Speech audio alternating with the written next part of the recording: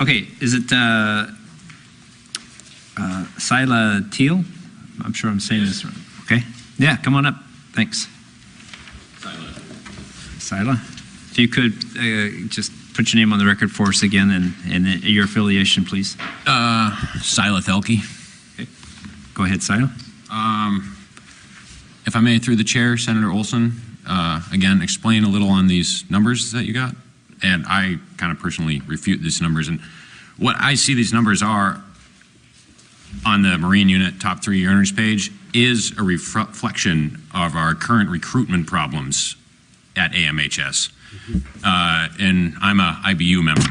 I'm an AB Unlimited, which is kind of the upper level of our bargaining unit. And we can't find new people. If we were to take a new person at the ferry and put them to work, it would take 7 years of full-time work at the ferry to get them to the credential level at which I'm at. And consequently, we can't find these people. The pay rates down south are just way too high for us to maintain competitiveness in a hiring atmosphere. I looked and did a back-of-the-hand calculation at our list of permanent positions which are unfilled, and I believe we are running in the ABs, the able-bodied seamen, I think it was a 23.6% vacancy rate, which for any industry would be really high. Which leads us to the fact of some of these numbers being large because we can't go home. We're not getting the time off that we need. Someone like me is legally bound to stay with the ship when someone does not show up to relieve me. Like Ricky mentioned, this oath that we take. Yes, we can't leave. We put in 84-hour weeks. You stack that with another 84-hour week back to back, and if you look at these numbers, and they might seem high, but the amount of hours we are putting in being away from our families it's not worth it, to be honest with you. It's just too many hours. We need to attract more young sailors to our state. That was kind of a side note that I got started on the last one. And may I switch subjects? The other subject I wanted to bring up, which was something I'd prepared a little bit more for, was some of the data behind this study. If you look to the intro to Senate Bill 182, we contacted Senator Dyson's office on this and asked, hey, this is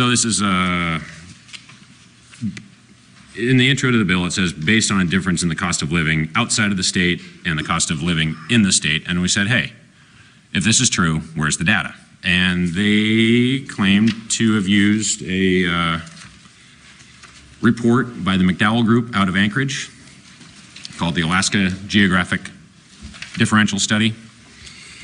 And if you read the Alaska Geographic Differential Study, it says in pretty much no uncertain terms that the 2008, or I'll just read verbatim out of it, the 2008 Alaska Geographic Differential methodology did not include household surveying or retail price surveying in Seattle.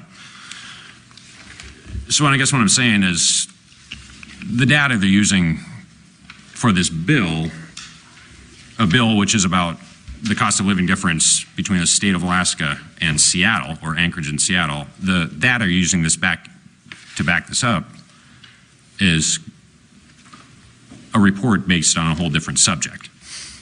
This report, this McDowell Group report, is a report based on geodiff within the state of Alaska. It says in no uncertain terms that it has nothing to do with the cost of living difference between Alaska and Seattle. Thank you.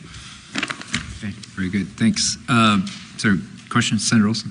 Thank you, Mr. Chairman. Mr. Thilke, if you feel the data by the McDowell Group is inadequate, what data should they use? I have no idea. I didn't write through the chair. I have no idea. I didn't write this bill. Thank you, Mr. Chairman. Thank you, Senator Olson. Thank you. If there's no additional questions, thank you for your testimony. Thank you.